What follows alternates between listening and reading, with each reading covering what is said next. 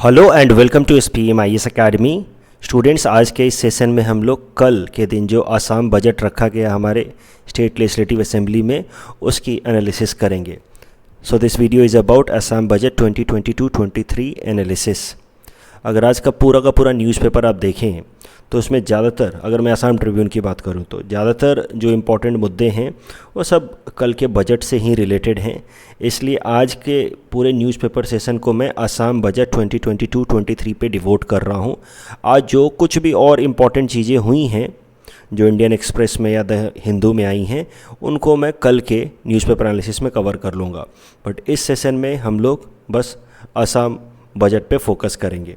आज के लिए यही है हमारा न्यूज़पेपर एनालिसिस। सबसे पहले मैं आपको बता दूं कि ये जो भी बजट एनालिसिस मैं कर रहा हूं इसकी मैंने समरी बनाई है। जो आसाम सरकार ने एक डिटेल्ड बजट रिपोर्ट निकाली है 123 पेजेस की, उससे मैंने इंपॉर्टेंट पॉइंट्स एग्ज़ाम पर्सपेक्टिव से निकाला है।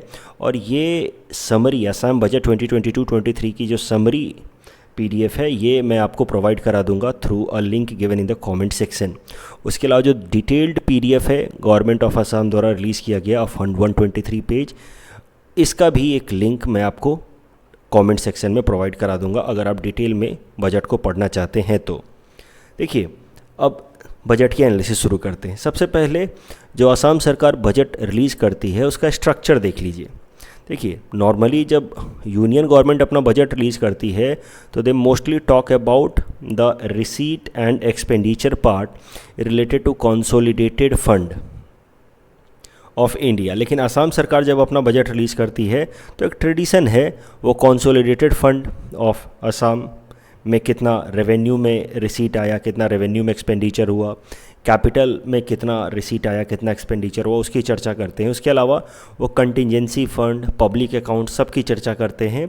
उसके बाद वो टोटल एक्सपेंडिचर, टोटल रिसीट बताते हैं, सरप्लस बताते हैं या डेफिसिट बताते हैं। तो देखते हैं ये तीनों ही अकाउंट के बारे में हम लोग देखेंगे, सबके फिगर्स एक एक करके देखेंगे। पहले देख लीजिए कि बजट पढ़ने के दो ही तरीके हैं जी। मतलब ओवरऑल किसी भी बजट में, चाहे यूनियन बजट हो या स्टेट बजट हो, उसके दो ही पार्ट होते हैं। पहला तो इम्पॉर्टेंट फैक्ट्स एंड फिगर्स कि किस हेड पे कितना खर्च किया गया है, रेवेन्यू कितना, रिसीट कितना, एक्सपेंडिचर कितना, ये सारी बातें। और दूसरा इम्पॉर्टेंट एस्पेक्ट होता है क्या इम्पॉर्टेंट अनाउंसमेंट्स किए गए हैं उस बजट के अंदर आने वाले साल के लिए। तो इन दोनों ही एस्पेक्ट को हम लोग इस वीडियो में कवर करेंगे। सबसे पहले इंपॉर्टेंट फिगर्स देखते हैं। जैसा कि मैंने आपको बताया, हमारी फाइनेंस मिनिस्टर अजंता नियोग जी ने कल के दिन यानी कि 16 मार्च को हमारे स्टेट का बजट रखा for the fiscal year, that is upcoming fiscal year 2022-23। अब कुछ इंपॉर्टेंट डाटा एक एक करके देखते हैं। तो सबसे पहले इस बजट डॉक्यूमेंट से मैंने आसाम इकॉनमी का ग्रोथ रेट लिया है। अगर हम करेंट प्राइस या वेरिएबल प्राइस पे बातचीत करें तो overall gross state domestic production of Assam is ₹4,33,925 crore in the year 2021-22, which is 13.89% higher than its gross state domestic production in the previous year, that is 2020-21। अगर बात की जाए इन दो पीछे बीते हुए सालों की 2019-20 एंड 2020-21, तो कोविड क्राइसिस के बावजूद भी Assam is the only state that has been able to maintain positive growth rate. आप देख सकते हैं, ठीक है 2020-21 में हमारा ग्रोथ रेट काफ़ी कम हो गया, it came down to 0.95%, but yet we were the only state that remained positive even in the year COVID year 2020-21। और इस साल 2021-22 में हमारा जो ग्रोथ रेट है that is to be about 13.89%। अब बजट एस्टिमेट से रिलेटेड कुछ और डाटा देखते हैं। तो कंसोलिडेटेड फंड ऑफ स्टेट में जो रिसीट होगा, यानी कि कंसोलिडेटेड फंड ऑफ असम के अंदर जो कमाई होगी, दैट वुड बी 1,19,027 करोड़। उसमें रेवेन्यू अकाउंट पे कमाई होगी लगभग 96,000 करोड़ की, जबकि कैपिटल अकाउंट पे कमाई होगी लगभग 23,000 करोड़ की। आपके पब्लिक अकाउंट्स पे रिसीट होगा लगभग 1,62,000 करोड़ का, और कंटिजेंसी फंड में इस बार पैसे डाले जाएंगे 2,000 करोड़। ये बात आपको ध्यान रखनी है, कंटिजेंसी फंड इस बार के लिए नया है और मुझे लगता है इस पर सवाल बन सकता है। क्यों नया है? क्योंकि कंटिजेंसी फंड में अभी तक हर साल 200 करोड़ रुपए ही डाले जाते थे, लेकिन इस बार आसाम सरकार ने इसमें चेंजेस ला करके under article 205 and 206 of the constitution इसमें चेंजेस ला करके कंटिजेंसी फंड के अंदर ओवरऑल जो उसकी लिमिट्स है या फिर उसके अंदर जो अमाउंट है उसको 200 करोड़ से बढ़ा करके 2,000 करोड़ कर दिया है। And this is how this contingency fund of Assam becomes important this year. अब तीनों ही फंड की बात कर ली जाए, कंसोलिडेटेड फंड, पब्लिक अकाउंट्स और कंटिजेंसी फंड का ओवरऑल या एग्रीगेट रिसीट कितना होगा, कितनी कमाई होगी, तो वो है 2,83,914 करोड़। किन किन सोर्सेज से कमाई होगी और उनका ब्रेकअप भी अगर हम देखें, टोटल 2,83,000 करोड़ आने वाले तो हैं, लेकिन इनमें से भी ये अलग अलग सोर्सेज से पैसा आने वाला है, जैसे state tax revenue, non tax revenue, central of share of the central taxes, central sponsored schemes, finance commission grants, other transfer grants to the states with legislature, public debt. आप देखिए तो सबसे ज़्यादा पैसा, जितना भी पैसा हमारे पास आने वाला है स्टेट को, उसमें से लगभग 25% पैसा आने वाला है in the form of central sponsored scheme. This is the largest chunk. आप देखिए इस पाई चार्ट में भी central sponsored scheme is the largest chunk, followed by share of the central taxes that is 21%। और अगर ओवरऑल डेट की बात की जाए तो जो भी हमारा ओवरऑल रिसीट है उसका 16% हम लोग डेट यानी कि उधार लेने वाले हैं।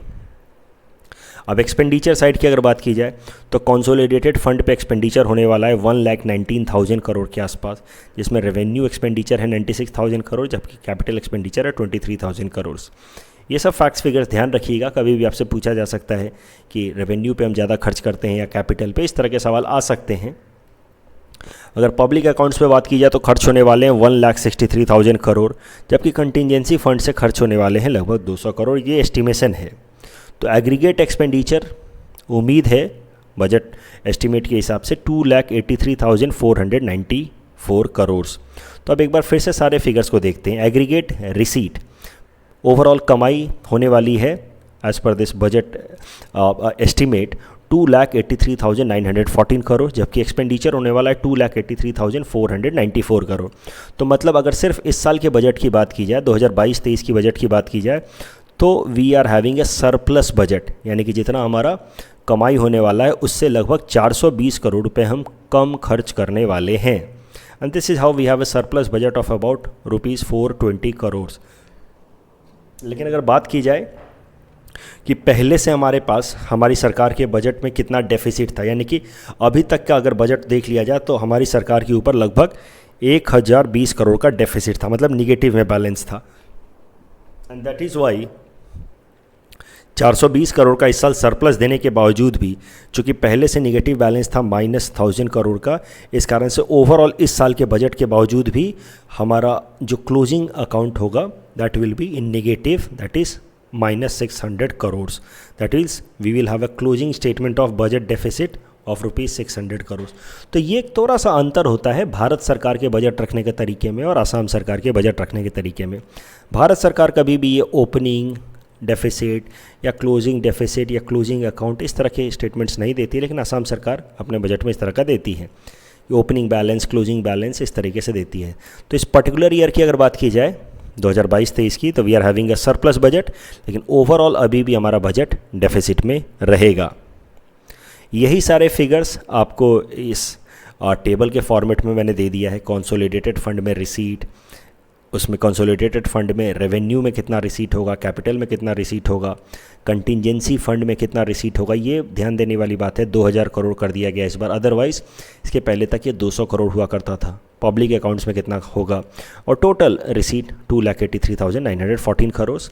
कितना एक्सपेंडिचर होने वाला है, तो टोटल कंसोलिडेटेड फंड से एक्सपेंडिचर, कंटिजेंसी फंड से, पब्लिक अकाउंट से, तो total expenditure 2,83,494 crore. And then you have a surplus this year of 420 crore, but already हमारा ओपनिंग बैलेंस था -1020 and this is how the closing balance will be 600 -600 crore. तो ये तो हो गई कुछ मोटी मोटी बातें रिगार्डिंग फैक्ट्स एंड फिगर्स। अब बात करते हैं regarding important announcements made by the finance minister during budget speech. तो इंफ्रास्ट्रक्चर डेवलपमेंट पे काफ़ी ज़्यादा फोकस किया जाएगा, और इंफ्रास्ट्रक्चर डेवलपमेंट तो आपको पता ही है, it comes only through capital expenditure. तो कैपिटल एक्सपेंडिचर करके इंफ्रास्ट्रक्चर डेवलपमेंट के लिए क्या क्या काम किए गए हैं, तो भारत सरकार ने लगभग 600 करोड़ का स्पेशल असिस्टेंस दिया है असम सरकार को इंफ्रास्ट्रक्चर डेवलपमेंट के लिए। उसके अलावा भारत सरकार लेकर के आई है PM divine scheme, prime minister development initiative of north east. इसके अंतर्गत भी भारत सरकार नॉर्थ ईस्टर्न स्टेट्स को including the state of Assam को सपोर्ट करेगी for making capital expenditure in order to boost their infrastructure. और ये PM divine scheme is overall part of PM Gati Shakti initiative. आपको पता होगा पीएम गति शक्ति इनिशिएटिव मैंने भी न्यूज़पेपर एनालिसिस में 2-3 दफ़ा कवर कराया है। PM Gati Shakti initiative is an initiative of government of India in order to boost infrastructure of our country. और इस पीएम गति शक्ति इनिशिएटिव के अंतर्गत पीएम डिवाइन स्कीम लाया जा रहा है, जहाँ पे नॉर्थ ईस्टर्न स्टेट्स के इंफ्रास्ट्रक्चर डेवलपमेंट पे फोकस किया जाएगा। अगर फाइनेंशियल इंक्लूजन की बात की जाए तो हमारे फाइनेंस मिनिस्टर ने बताया ये सारे डाटा आपको याद रखने हैं। आपको मेंस में भले सीधा सीधा सवाल ना आए, लेकिन आप मेंस में इसको कहीं ना कहीं फिलर मटेरियल्स की तरह अपने आर्ग्यूमेंट्स को सब्सटैंशिएट करने में इस्तेमाल कर सकते हैं। सो कभी भी फाइनेंशियल इंक्लूजन इन असम पे सवाल आ जाए तो यू कैन मेंशन कि एज पर budget 2022-23 about 1.9 crore bank accounts have been opened in last 3 years, and out of this 1.9 crore bank accounts 60% belong to women.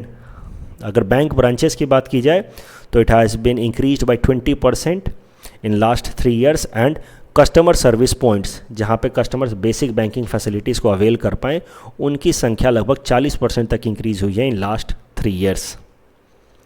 Industrial development पे बात की जाए तो क्या अनाउंसमेंट्स किए गए इस बजट में, तो सबसे पहले बताया गया है कि नुमालीगढ़ रिफाइनरी लिमिटेड के अंदर असम सरकार ने अपना शेयर 12.3% से बढ़ा करके 26% कर लिया है। दिस इज़ ऑलरेडी डन, ये बस अनाउंस किया गया है, बताया गया है इस बजट स्पीच में। और सिंस ये जो नुमालीगढ़ रिफाइनरी लिमिटेड है, ये इसका काफ़ी एक इमोशनल रेजोनेंस है असम के लोगों के साथ, since it is linked with Assam accord, और इसी कारण से असम सरकार ने इसके अंदर अपना ओवरऑल स्टेक 12% से बढ़ा करके 26% कर लिया है। हिंदुस्तान पेपर कॉरपोरेशन मिल्स की बात की जाए तो जो भी एचपीसी मिल्स को बंद किया गया है, लिक्विडेट किया गया है, उनके एसेट्स को असम सरकार ने टेक ओवर कर लिया है। और जो भी उनके एम्प्लॉयज़ की ऑब्लिगेशंस थे, यानी कि उनकी बची हुई सैलरीज वगैरह थी, या एचपीसी को जिन लोगों ने लोन दिया था डेटर्स, उनका पैसा असम सरकार ने चुका दिया है। ब्रह्मपुत्रा वैली फर्टिलाइज़र कॉरपोरेशन के अंदर अब असम सरकार का प्लान है कि वहाँ पे भी वो अपना शेयर 26% तक इंक्रीज़ कर ले, ताकि government of Assam may be able to play an active role in industrialisation process of Assam. Oil India limited के अंदर भी असम सरकार ने भारत सरकार को रिक्वेस्ट किया है कि उनके शेयर को कम से कम 5% दे दिया जाए उनको ऑयल इंडिया लिमिटेड के अंदर, असम सरकार को 5% का शेयर होल्डर बना दिया जाए।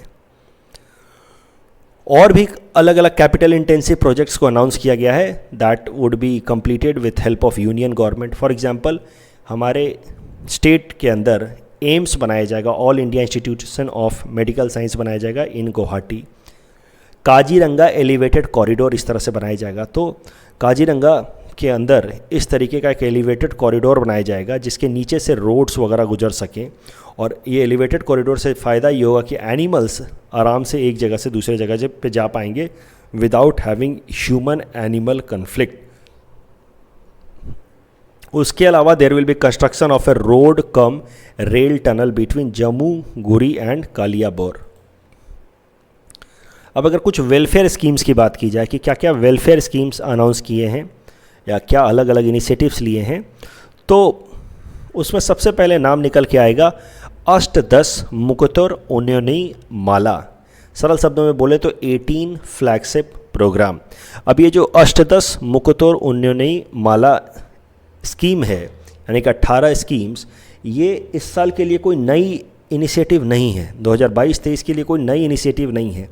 ये 18 स्कीम्स असम सरकार ने 2020 में भी अनाउंस किया था, उनमें से कई सारे स्कीम्स को 2021 में भी कंटिन्यू किया और उनमें से कई सारे स्कीम्स को 2022 में भी कंटिन्यू करेंगे। तो मुद्दा ये है कि असम सरकार ने 18 इम्पॉर्टेंट स्कीम्स को आइडेंटिफाई किया 2020 में। उनमें से कुछ कंप्लीट हो गए 2021 तक और कुछ 2022 तक कंप्लीट हो गए, कुछ अभी भी कंटिन्यू हो रहे हैं। इन सारे स्कीम्स को एक साथ मिला करके हम लोग कहते हैं अष्टदश मुकतर उन्नयनी माला। देखिए क्या कहा है, of course it's not a new scheme already introduced in the year 2020-2021 but these schemes are quite dynamic, मतलब इसमें कई सारे एरियाज़ को कवर करा जाता है और इसी कारण से असम सरकार इसको फुलफिल करने की कोशिश कर रही है। Some of the flagship schemes have been already completed in a successful manner while some of them are still running और 2022-23 में की यानी कि इस साल के बजट में भी उनको कंटिन्यू किया जाएगा। फॉर एग्जांपल स्वनिर्भर नारी स्कीम या अरुणोदय या प्रज्ञान भारती, ये सब इसी अष्टदश मुकतर उन्नयनी माला स्कीम का हिस्सा हैं जिनको इस साल 2022-23 में भी कंटिन्यू किया जाएगा। तो एक बार के लिए देखिए ये अष्टदश मुकतर उन्नयनी माला, अब तो आपको ये बात समझ आ गई कि ये कोई नए स्कीम्स नहीं है, ऑलरेडी इनको इम्प्लीमेंट किया जा चुका है आसाम के अंदर, इनमें से कुछ कंप्लीट भी हो गए हैं। तो इनको मैं यहाँ पे कवर नहीं करूँगा, इनको लेकर के आसाम सरकार के स्कीम्स अलग से मैं ऑलरेडी बना चुका हूँ इन 18 स्कीम्स पे एक वीडियो। उस वीडियो का लिंक भी मैं आपके साथ कमेंट सेक्शन में शेयर कर दूंगा। तो ये इससे उस वीडियो की मदद से आपको ये अष्टदश मुकतर उन्नयनी माला 18 फ्लैगशिप स्कीम्स के बारे में पता लग जाएगा। ये हैं 18 फ्लैगशिप स्कीम्स, जैसे कि increasing stake of Assam government in NRL, अब ये तो ऑलरेडी हो चुका है, that was part of this 18 flagship programme. Anna Yojana, ज्योतिष्मान असम, ये सब के बारे में मैं आपको बता दूंगा। री स्वयं, इस बार APSC मेंस में इस पर सवाल भी आया, इन सब के बारे में मैं आपको उस वीडियो में मैंने ऑलरेडी बता रखा है, वो लिंक मैं आपके साथ शेयर कर लूँगा, उसको देख सकते हैं आप एक बार। जो जो स्कीम्स इस साल कंटिन्यू किए गए हैं उनको हम देखेंगे, जैसे अरुणोदय, अरुंधति, प्रज्ञान, युवा आरोहण, इन सबको कंटिन्यू किया गया, इनको देखेंगे। इनमें कुछ चेंजेज भी लाए गए हैं इस साल, एक एक करके देखते हैं। तो now let us see major announcements. तो सबसे पहला अनाउंसमेंट देखते हैं रिगार्डिंग रोडवेज। तो रोड कंस्ट्रक्शन को लेकर के असम सरकार ने 4 अलग अलग स्कीम्स अनाउंस किए हैं। मेरा मानना है कि ये चारों स्कीम्स आप बेहतर पढ़ पाएंगे मेरी तुलना में। मेरा प्रोनाउंसिएशन थोड़ा वीक है इन SMEs, सो आप एक बार इसको पढ़ लेंगे। पाकीपत निर्माण आचोनी उन्नति पाकीपत निर्माण। तो ये 4 इनिशिएटिव्स लिए गए हैं रिगार्डिंग रोडवेज। इन चारों इनिशिएटिव्स का मेन ऑब्जेक्टिव है to construct, upgrade and maintain all weather roads in Assam. तो इस तरह के रोड्स बनाए जाए जो सारे वेदर में वो फंक्शनल रहें, that is the objective of these 4 initiatives. उसके अलावा 2 मेजर ब्रिजेज लाए जाएंगे over Subansiri at Dhunaguri and Luit with the help of government of India and Asian infrastructure investment bank. Aviation sector की बात की जाए तो एविएशन टरबाइन फ्यूल, जो हवाई जहाज़ के अंदर फ्यूल की तरह लगता है, एविएशन टरबाइन फ्यूल पे जो स्टेट गवर्नमेंट वैट लगाती है, वैल्यू एडेड टैक्स, उसमें 1% की कटौती की जाएगी। उसके अलावा there is a proposal to have a new scheme in order to facilitate cheaper air connectivity from Guwahati to Lakhimpur, Dibrugarh, Silchar, Tezpur under regional connectivity scheme Udan. New airports will be created in Karbi Anglong and Silchar. New heliports will be created at Nagaon, Jeleki and Haflong. उसके अलावा there will be an active engagement with the Government of India for Greenfield Airport at Deephu. तो greenfield airport मतलब वहाँ पे अभी कुछ भी नहीं है, एकदम फ्रेश नया एयरपोर्ट बनाया जाएगा डीफू के अंदर। उसके लिए भारत सरकार से बातचीत चल रही है। एंड रूपसी एयरपोर्ट को एक्सपैंड करने के लिए 180 एकर्स ये फॉरेस्ट लैंड का जॉइंट सर्वे किया जा रहा है। तो ये सब चीज़ें अनाउंस की गई हैं in the budget regarding aviation sector.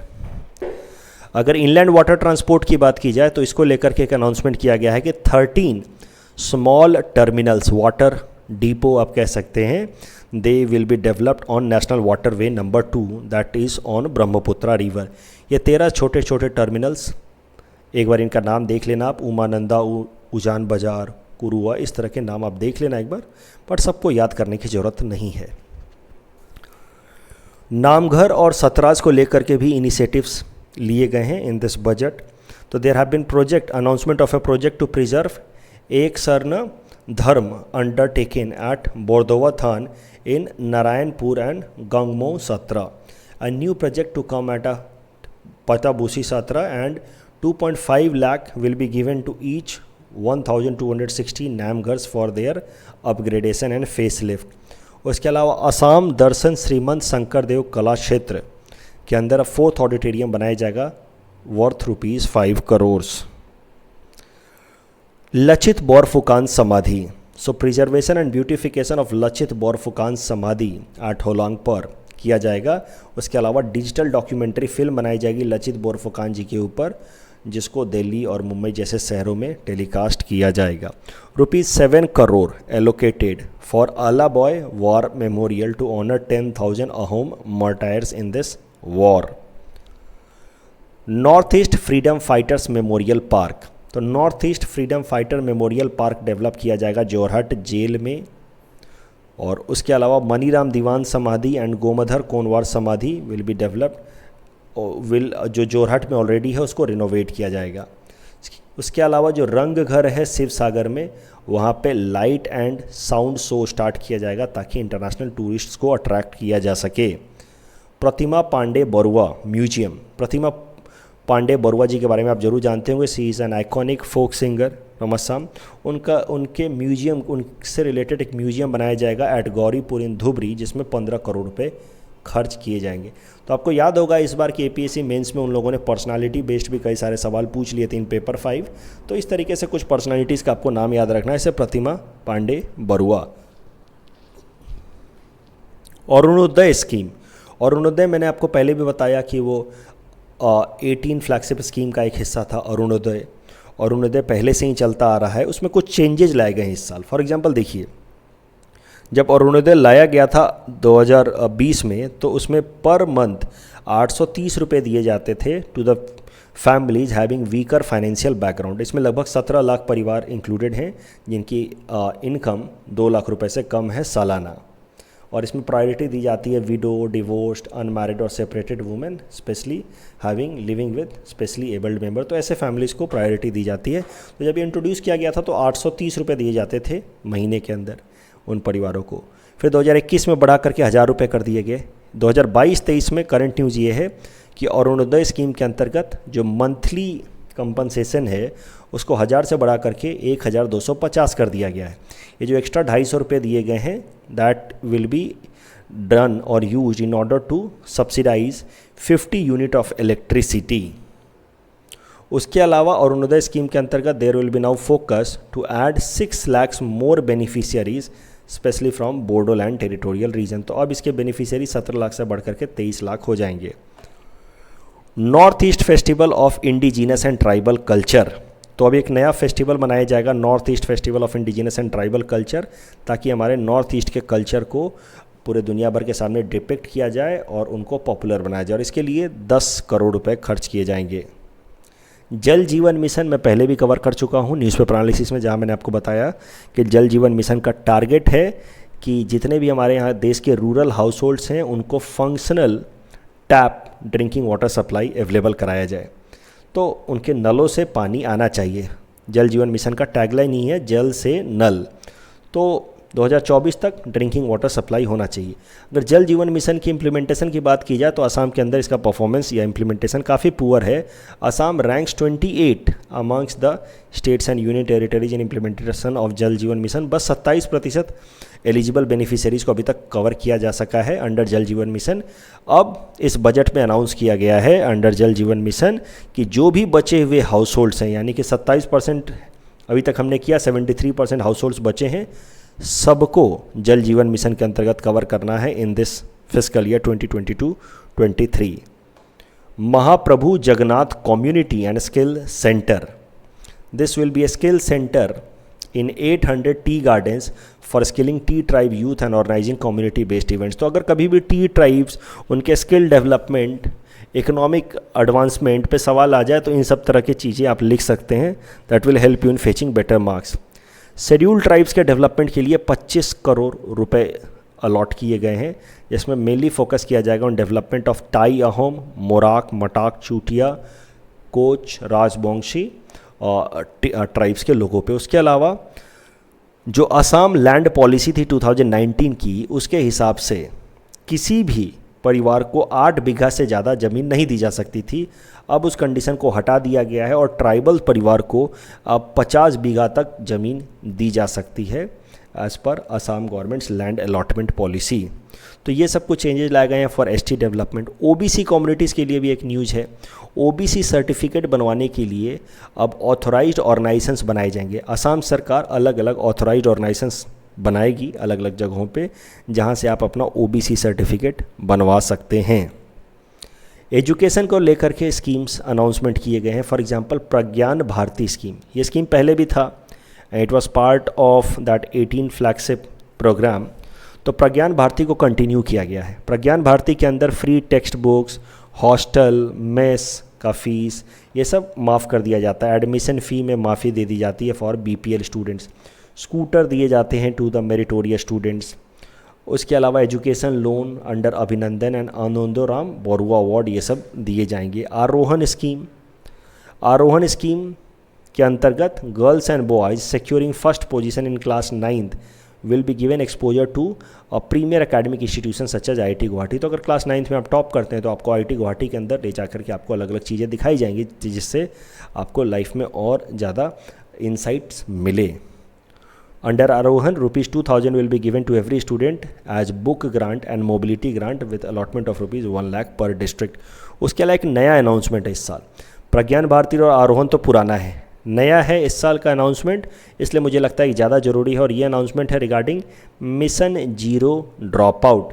तो मिशन जीरो ड्रॉप आउट के अंतर्गत कोशिश की जाएगी कि स्कूल से गर्ल चाइल्ड का ड्रॉप आउट ना हो, और इसके लिए अलग अलग वल्नरेबल एरियाज़ और वल्नरेबल सोसाइटीज़ को टारगेट किया जाएगा। जो गरीब परिवार हैं, ट्राइबल परिवार हैं, उनके गर्ल चाइल्ड स्कूल से ड्रॉप आउट ना हो, उनकी मैपिंग की जाएगी और उनके लिए एक इनिशिएटिव लगाया जाएगा। खासकर उसमें फोकस किया जाएगा कंडीशनल कैश ट्रांसफ़र पे। कंडीशनल कि आप कंडीशन रखी जाएगी कि आप बच्चियों को अपने स्कूल भेजें, तभी आपको कुछ मंथली कैश देगी सरकार। That is the objective of mission zero drop out. इसके अलावा इन्वायरमेंट से रिलेटेड कुछ अनाउंसमेंट्स हैं।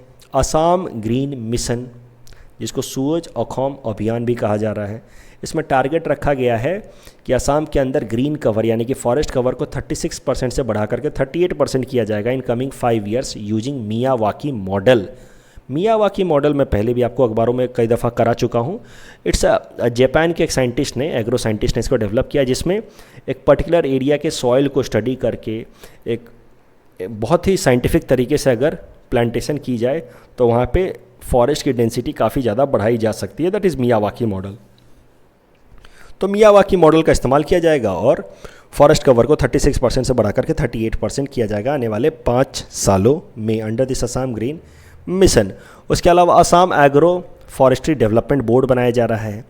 200 electric vehicles and 100 CNG buses at a cost of ₹250 crore चलाए जाएंगे under smart city project in Guwahati. उसके अलावा there is finalisation of eco sensitive zone for Kaziranga national park, जो अभी तक फाइनलाइज नहीं हुआ था।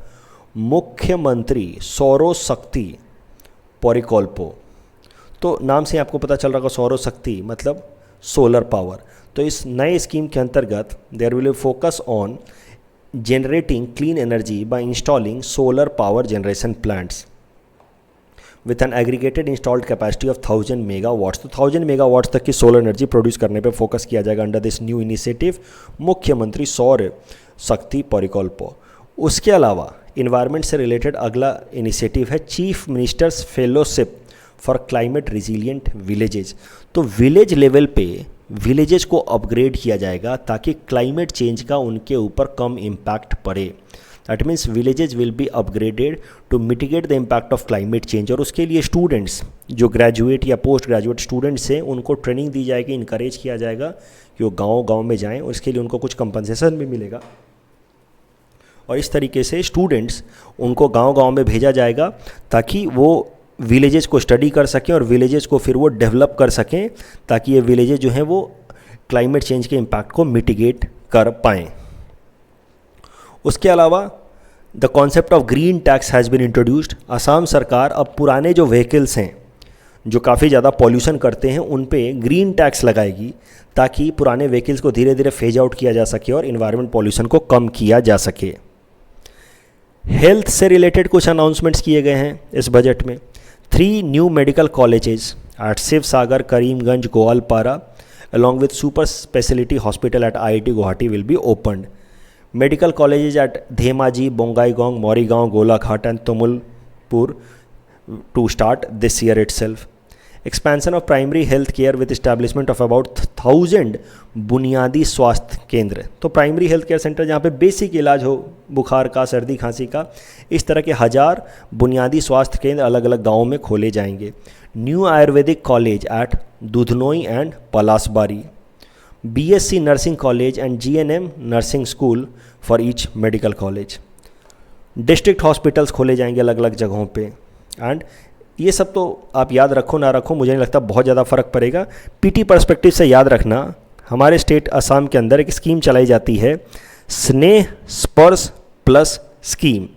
ये स्नेह स्पर्श प्लस स्कीम चलाई जाती है for children suffering from cerebral palsy, जो एक आप समझिए कि एक न्यूरोलॉजिकल मेंटल प्रॉब्लम इशू है, डिजीज़ है। तो अंडर स्नेह स्पर्श प्लस स्कीम जो भी बच्चे सेरेब्रल पाल्सी से इन्फ्लिक्टेड हैं उनके इलाज का पैसा असम सरकार इस स्कीम के अंतर्गत देती है। मिशन वसुंधरा ऑलरेडी आप कर चुके हैं न्यूज़पेपर एनालिसिस में।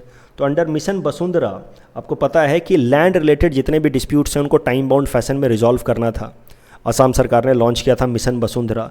अब न्यूज़ ये है, इस बजट में सरकार ने अनाउंस किया है मिशन वसुंधरा 2.0।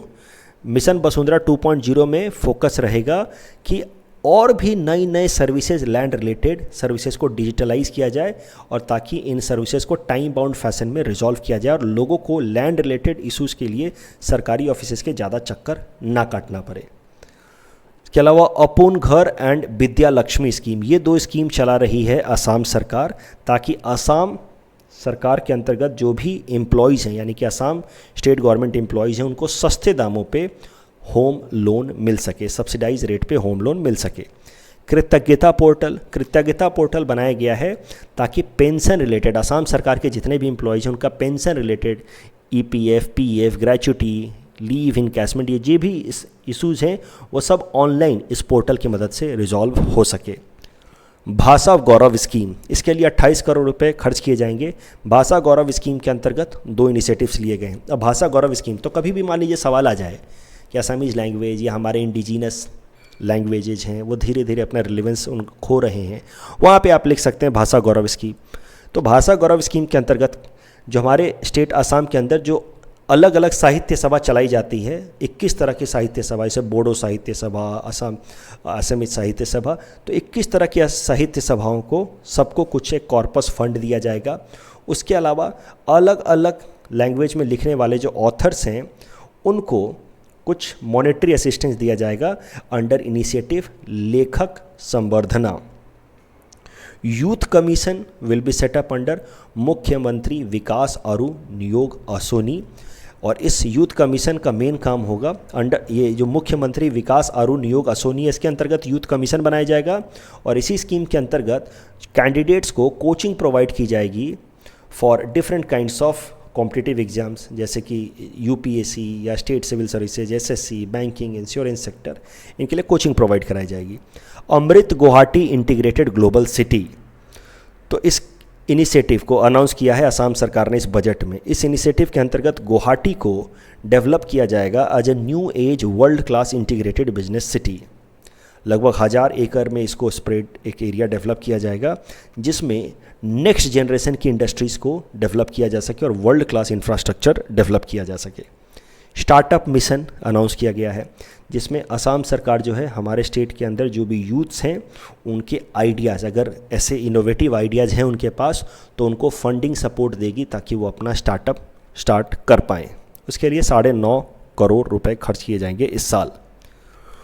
मुख्यमंत्री विजनन प्रतिभा संधान, इस स्कीम के अंतर्गत 100 youth will be identified having scientific mind, तो 100 ऐसे यूथ को आइडेंटिफाई किया जाएगा जिनका साइंटिफिक माइंडसेट होगा, उनमें से कम 50 गर्ल्स होनी चाहिए। Under this initiative. और इन यूथ को फिर अलग अलग इंस्टीट्यूट्स में जो इंडिया नेशनल और इंटरनेशनल इंपॉर्टेंस के इंस्टीट्यूट्स हैं, जैसे DRDO, ISRO, Tata institute of fundamental research, इन जगहों पे उनको जा कर के थोड़ी बहुत ट्रेनिंग और मेंटरिंग कराई जाएगी। उसके अलावा है अखाम आदर्श ग्राम योजना। इस अखाम आदर्श ग्राम योजना ये पहले से चल रहा है स्कीम। इसमें अब टारगेट रखा गया है कि 250 मॉडल विलेजेस डेवलप किए जाएंगे जो अपने डेवलपमेंट को लेकर के they will be a kind of inspirational for other villages in the surrounding area. Urban governance को लेकर के चेंजेस लाया गया है। ध्यान से सुनिएगा, ये आपके लिए इंपॉर्टेंट हो सकता है। तो सबसे पहले तो अर्बन या म्यूनिसिपैलिटीज़ के अंदर 3 नए तरह के जॉब्स क्रिएट किए जाएंगे, 3 नए तरह के सर्विसेज क्रिएट किए गए हैं इन म्यूनिसिपैलिटीज़। ये 3 सर्विसेज होंगे: Assam urban administrative services, Assam urban administrative engineering services and Assam urban financial services. उसके अलावा पहले अर्बन एरियाज़ के अंदर उनको डेवलप करने के लिए सिटी इंफ्रास्ट्रक्चर डेवलपमेंट फंड चलता था, जो काफ़ी बहुत ज़्यादा सक्सेसफुल नहीं था। अब सिटी इंफ्रास्ट्रक्चर डेवलपमेंट फंड को रिप्लेस करके लाया गया है urban infrastructure development fund, which will be available, this fund will be available with the municipal towns for the development of their areas. Tea and river tourism. तो tea tourism को promote करने के लिए 2 करोड़ रुपए दिए जाएंगे 50 सेलेक्टेड टी गार्डन्स को, मतलब 100 करोड़ रुपए खर्च किए जाएंगे और 50 टी गार्डन्स को डेवलप किया जाएगा इस तरीके से ताकि लोग वहाँ पे जाएं और टी जो गार्डन्स हैं उनको देखें और टी गार्डन्स के अंदर टूरिज्म बढ़े, जिससे लोकल लोगों की इनकम में फ़ायदा हो। इसके अलावा रिवर टूरिज्म के अंतर्गत ब्रह्मपुत्रा के अलोंग, जो मानस या काजीरंगा के अलोंग जो भी ब्रह्मपुत्रा नदी है, उसको इस तरह से डेवलप किया जाएगा ताकि उनको हम लोग रिवर टूरिज्म सर्किट कह सकें। तो जैसे ब्रह्मपुत्रा नदी जा रही है तो काजीरंगा और मानस के along river tourism circuit develop किया जाएगा। और उसके अलावा रिवर क्रूज डेवलप किए जाएंगे, लग्जरी टाइप के, जो इन रास्तों पे ब्रह्मपुत्रा के ऊपर चलेंगे, जिससे रिवर टूरिज्म को बढ़ावा मिले। आसाम नॉलेज नेटवर्क, तो जैसे भारत सरकार की है नेशनल नॉलेज नेटवर्क, वैसे ही आसाम सरकार लेकर के आएगी आसाम नॉलेज नेटवर्क। इस आसाम नॉलेज नेटवर्क की मदद से high speed internet facility provide की जाएगी अलग अलग इंपॉर्टेंट एजुकेशनल इंस्टीट्यूशंस को आसाम के अंदर। फैमिली आइडेंटिटी कार्ड, तो अलग अलग आसाम सरकार की वेलफेयर स्कीम ठीक तरीके से इम्प्लीमेंट हो और जो भी इंटेंडेड बेनिफिशियरीज हैं उनको उसका फ़ायदा पहुँचे, इसके लिए आधार कार्ड के अलावा, जो इंडिविजुअल लेवल पे बनता है आधार कार्ड, उसके अलावा फैमिली लेवल पे अब बनेगा family identity card. Milk sector को लेकर के अनाउंसमेंट किया है, वैसे तो डिसीजन पहले ही हो गया था लेकिन इस बजट में फिर से अनाउंस किया है कि असम सरकार ने नेशनल डेयरी डेवलपमेंट बोर्ड के साथ एक MOU साइन किया है, जिसके अंतर्गत एक जॉइंट वेंचर, एक कंपनी खोली जाएगी for holistic development of dairy sector in Assam. इसका टारगेट होगा to process over 10 lakh litres of milk every day in Assam, जिसकी मदद से लगभग 1,75,000 डेयरी फार्मर्स को फ़ायदा हो सकता है। उसके अलावा और कुछ फैक्चुअल इन्फॉर्मेशंस मैंने निकाला है इस 123 पेजेस के डॉक्यूमेंट से, जो मुझे लगता है PT में आपसे पूछा जा सकता है। तो एक इनिशिएटिव ली जाएगी प्रोजेक्ट स्वच्छता। प्रोजेक्ट स्वच्छता का टारगेट होगा to ensure better ecosystem and hygiene in state secretariat. E Prastuti एक इनिशिएटिव है for standardisation of all government websites to deliver information and services. आप देखते होंगे कि आसाम सरकार की अभी वेबसाइट्स बहुत ज़्यादा आर्टिकुलेटिव नहीं हैं, अभी उनको और ज़्यादा डेवलप करने की ज़रूरत है और इसके लिए लाया गया है ई प्रस्तुति। और उसके अलावा है अमर आलोही स्कीम, जिसके अंतर्गत होम स्टेज फैसिलिटीज़ डेवलप की गई हैं ताकि हमारे स्टेट आसाम के अंदर टूरिज़्म इम्प्रूव हो।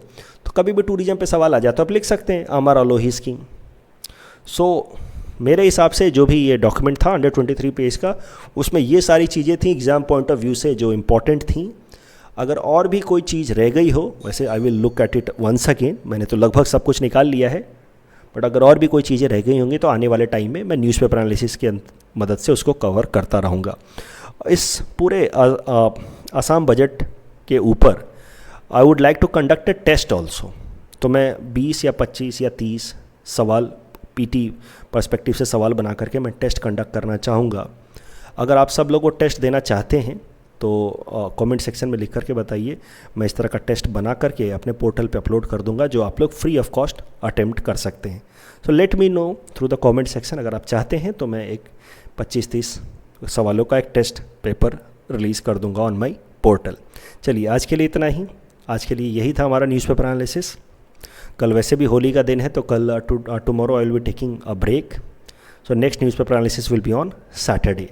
चलिए, हैप्पी होली एवरीवन।